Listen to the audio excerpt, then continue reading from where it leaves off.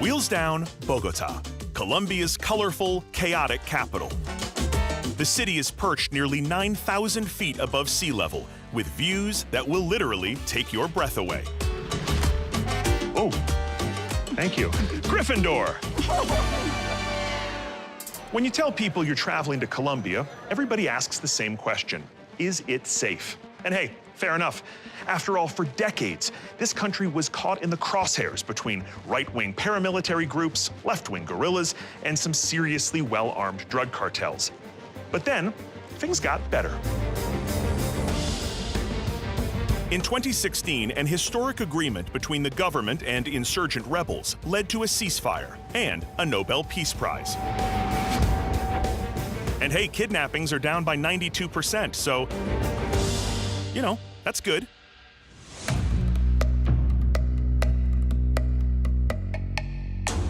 The country has quickly become a hotspot for adventure travelers, and I'm one of them, here to begin my quest for the truth behind the legendary City of Gold. Okay, so to understand the myth of El Dorado, we have got to talk about the founder of Bogota, Spanish conquistador Gonzalo Jimenez de Quesada, whose statue is right behind me. Right, about that. Okay, so we happen to have touched down at a slightly, what's the word, dynamic time.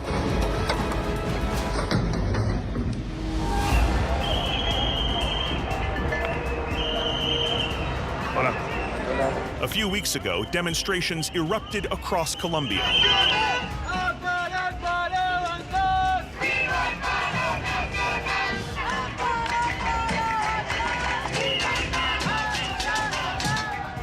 These protests were originally about taxes, but they have taken on a life of their own. It's like Occupy Wall Street. People are rising up against corruption, calling for peace, and generally fighting economic disparity here in Colombia. Many of the injustices that Colombians are fighting today started with the Spanish, which is why protesters tore down that statue of De Quesada. And to see the bigger picture, we've got to turn back the clock. Christopher Columbus. You remember him. After bumping into the Caribbean while searching for China, he returned to Spain with reports of a new world, which ushered in the era of exploration, and more accurately, exploitation. Meet the conquistadors. Hernán Cortés. He arrives in Mexico in 1519, and through some very careful diplomacy, lays waste to the Aztec Empire. In 1526, this jackwad, Francisco Pizarro, decimates the Inca Empire in Peru. Then there's De Soto, who went looking for a route to China in the southern United States, go figure, and Ponce de Leon, who thought the Fountain of Youth was in Florida. All right, maybe he was only half wrong. And those are just a few of the Spaniards. Portuguese conquistadors called bandeirantes snatch up Brazil, and Old World invaders fan out across the continent like a virus, all in the name of their kings. Oh, and for God. They're also doing this for God. In the end, the conquistadors kill an estimated 8 million, more than 80% of the indigenous population. And fueling their rampage are the vast quantities of gold and silver they discover. They melt it down to mint coins and decorate churches, and ship more than 180 tons of gold back to Spain. In today's prices, that's worth about $450 billion. Which brings us back to our man in Bogota. De Quesada wanted in on the action, so in 1536 he mounted an expedition to Colombia. What he saw inspired a legend that would sow destruction and change the course of history. That somewhere there was a secret city entirely made of gold. El Dorado. This is the closest thing to El Dorado contained within 4 walls, the Museum of Gold in Bogota. Home to 55,000 glittering artifacts, the treasures the Spanish never found. And the crown jewel of the collection is a masterpiece of ancient metalwork, the Golden Raft. It depicts a mysterious ceremony that may be the key to unlocking the truth about El Dorado. To learn more, I need to meet the people who made it, the Muisca. I drive 50 miles from Bogota into the foothills of the Andes and a place called Sesquile. This area is sacred to the Muisca people, so I've recruited an old friend who spent years earning the trust of their tribal leaders. Ash! Josh. Oh, my man, how are you? See you. You good? I'm good. How you doing? Great, thank you. Great to see you. What the hell is a Scotsman doing in the middle of Colombia? Just like you searching for El Dorado, Josh. Really? Last time I saw explorer and author Ashley Cowie, we were searching for gold in his native Scotland. Okay, so, El Dorado. You want to see it? Do I want to see El Dorado? See El Dorado. Yes, you know where it is? I can take you to show you El Dorado, but we're going to introduce you to some people first. Okay, if it's this easy, sure. Come on, let's go. Lead Let's on. go. We're on foot, yeah? We're up here, Josh. Oh boy. Everything in Colombia is hills. After trudging up a steep jungle path, we emerge into another world. Wow. Look at this place. Amazing. This is astounding. I feel like we've traveled back in time here. We truly have traveled back in time. Is all of this Muisca? This is a Muisca community, Josh. They're called the Sesquile community. The basic religious beliefs of these people are what? The Muiscas believed that a creator entity known as Chimney Gaga created first the sun and then the moon, and they were married. Chimney Gaga can't be worshipped directly. He was too holy. So the Muisca people worshipped him through the sun and the moon. I've seen a lot of gold. So this would have been offered up to these gods? The Museum of Gold in Bogota Yeah. has 55,000 pieces. They reckon that represents about 5% of what the Muiscas gave to their gods. So where are we going? Yeah, we're going to the top part of this hill. We're going to the Temple of the Sun, which is like the last place we have to go to get permission to enter the most sacred landscape in Colombia. If you think about it, it's like walking through the doorway to the El Dorado myth. Let's open the door, come on. At the summit of the hill, we find a large ceremonial structure and a friend of Ashley's. This is Candil. He's the leader of the community here. Mucho gusto. Welcome to the Temple of the Sun. Please, come inside. Gracias, Candil. But the door to El Dorado doesn't just swing open. To gain access, I need to be accepted by the community. What he's going to do is a clearing ceremony, if you like. To ask the gods for permission, we're going to share a healing medicine. He's going to give us tobacco, which is going to clear the way for us to allow the spirit of the sun god to come into us.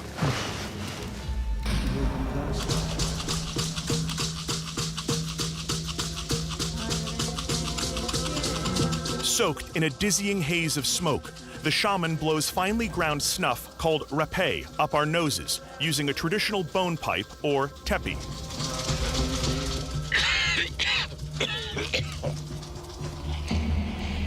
The snuff is meant to induce a relaxed state for the next step of the purification trial.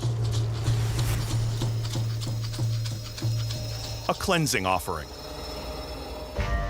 These pieces of cotton are from the youngest leader of the community. The left represents the negative and the right is the positive. He's telling us to concentrate all of the negative energies we've ever had into this piece of cotton.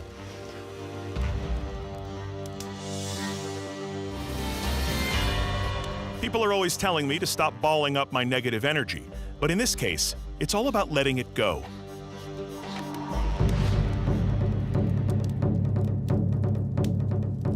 And now we're going to place these in the fire. So we're asking for the good, positive energies to be fertilized into our life and for the old negative energies to be burned away.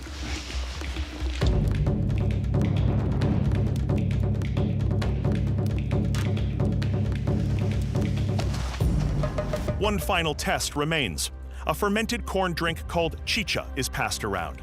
Made by chewing and spitting out corn kernels, chicha is a sacred and boozy backwash. There you go. This is maize and Muisca saliva, Josh. Yes. It's fermented for a long time, so it's really strong. It's going to hit you where it counts.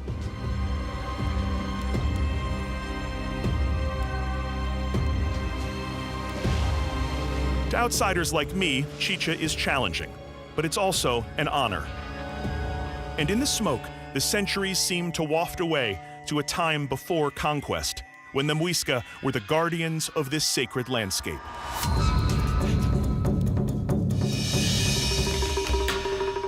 permission is granted.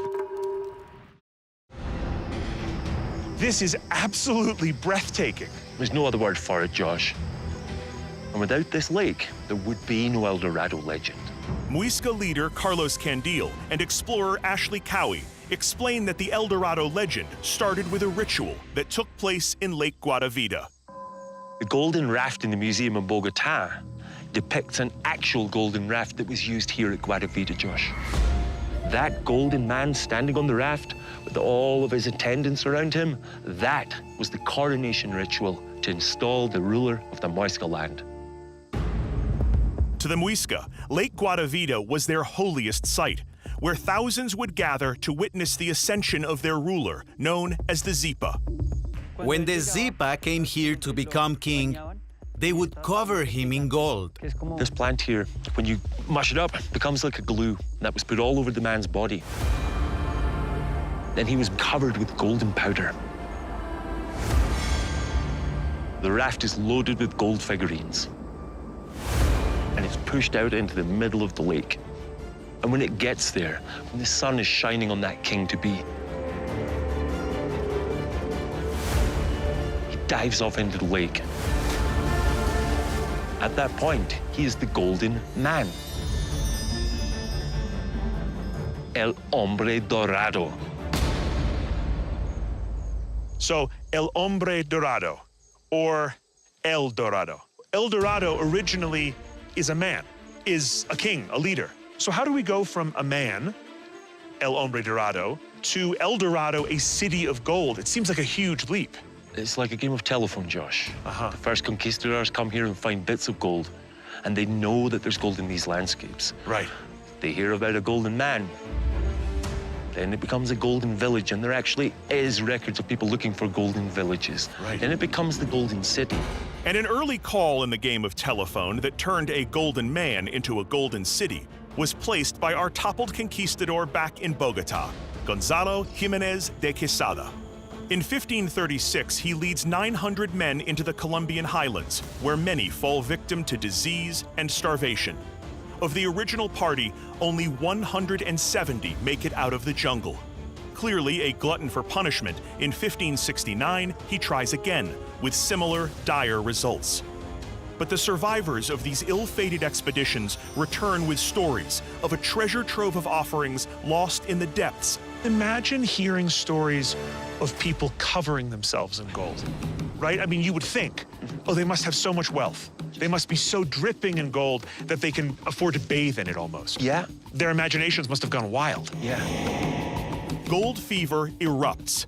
The scene depicted on that ceremonial raft launches an armada, and waves of conquistadors descend on Lake Guatavita to make their fortune. So hundreds of years ago, how would they have tried to get this gold out of the lake? The first attempt was made in 1545 with wooden buckets. Wooden buckets, That's okay. how desperate they were. They got more ambitious and they did this here. They cut this ravine into the side of the... Oh, here, where it's cut out. Yeah, this is a draining hole, Josh, where they tried to drain the water out. It was a disaster. In 1580, the Spanish drain the lake by 60 feet, but only recover $500,000 worth of gold. But they abandon the project when a ravine collapses, killing hundreds of workers. In the late 1800s, they pumped water out from the center of the lake and they got it down to about 4 feet high. But of course, the sun was coming through the water and it baked the silt into cement, so they couldn't get through the cement to get to the gold. It does seem like every effort to recover gold here has been kind of cursed. Without doubt. Disastrous attempts to salvage gold from Lake Guatavita didn't stop until the Colombian government declared it a cultural heritage site in 1965. All of these attempts to drain the lake, to damage this place, to take this gold, how has that affected the Muisca? Our community was destroyed by the conquistadors. We lost our homes and our sacred places. We could not practice our religion and forgot many of the stories of our grandparents. First wave was the physical trauma, having lost over 1 million people. It was horrendous. Sisters, brothers gone, traditions, songs, music, crafts, wiped out. Yeah. But then came a spiritual catastrophe. They had no connection with divinity. They had no way to listen to the goddess and to the gods. Now, Do you think, though, there is more gold out there? Maybe not a gilded city, but do you think there is still lost gold, that elusive thing the Spanish were after? There's so much more to learn about El Dorado, Josh. You've seen where the golden raft ceremony took place. Yes. But what you really need to see is where that little golden raft was discovered. It wasn't discovered around Lake Guatavita. It was found about 100 miles from here, Josh. Really? Thank you so much for taking us here, for allowing us to come here to see this place. It's really special. Thank you so much for coming. Thank you. From Lake Guatavita, I journey 100 miles south to the town of Pasca. The location of the cave of the Golden Raft is a closely guarded secret. To discover what other treasures may be hiding inside, I'm going to need a guide. That's where archaeologist and expert in Muisca art, Dr. Natalia Lozada Mendieta comes in. Natalia? Yes. Hey, how are you? Hi, Josh. Jump in. Thank you. Nice to meet you. Nice to meet you too. Okay, where are we going? That's the big question. Further into the mountains. Further into the mountains. Yes. Oh boy. Okay. Yeah, And you're going to see where the Muisca raft was found. I can't wait. This is amazing. How are the roads? Perfect? Yes. I've only just met you, but I sense that you're lying to me.